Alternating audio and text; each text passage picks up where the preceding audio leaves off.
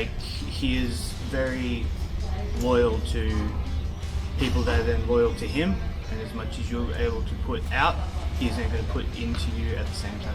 Nick's a very interesting teacher. He has his own methods. Sometimes he can be tougher than most. He really wants the best out of you, and not only as a wrestler but as a person. Ever since I started, Nick has made me into someone I always wanted to be. I pretty much get the 100% honest answers from Nick whenever he's at training or whenever he's giving me advice on my matches. He's not afraid to speak his mind.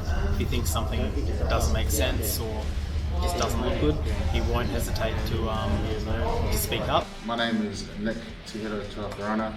I'm from Matamata, New Zealand. I'm currently 47 years old. I was born in 1975. I just finished a career in rugby union here in WA, and after a few representation groups and stuff, playing for Western Australia and playing for Waikato back home, trialling for New Zealand under 19s, trialling for New Australian under 21s, and actually got asked and turned them down. But my whole plan here was actually just to come here for a bit of a fun time here in Perth. I ended up staying, and I happened across a website. It was about the Wild Samoan Training Centre, and I looked it up, and one of my heroes was on there. They were part of the WWF Tag Team Champions, the Head Shrinkers, and Head Shrinker Samu was one of the trainers there. And to me, that was really a big thing for me. I didn't know that wrestling was a training thing. I thought it was more of a cultural American thing, so I knew nothing about the training. And I just decided to email them because I've always been a wrestling fan since I was a kid. And I used to wrestle like three or four different kids when I was like 8 years old, and just beating up kids and suplexing them, getting in trouble or whatever it may be. So I've always loved wrestling since I was a kid, even though I wasn't there to watch it.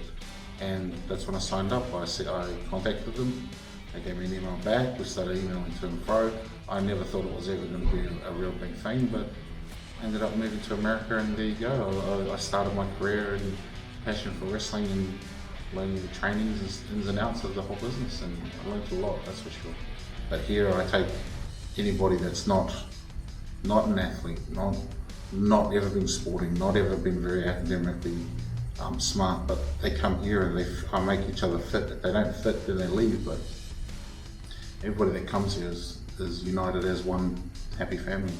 And that's what I like to say as my mentoring, is I like to keep it as a place they feel safe, a place they feel supported. Oh, well, ever since I've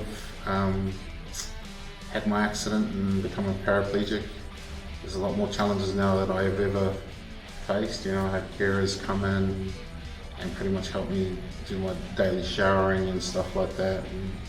And you know, there's health issues and being in hospital a lot, and just in general not being able to do things immediately. Like, I want to fly back to New Zealand, but there's so much, like back to New Zealand for a visit. I haven't been home in 20 years.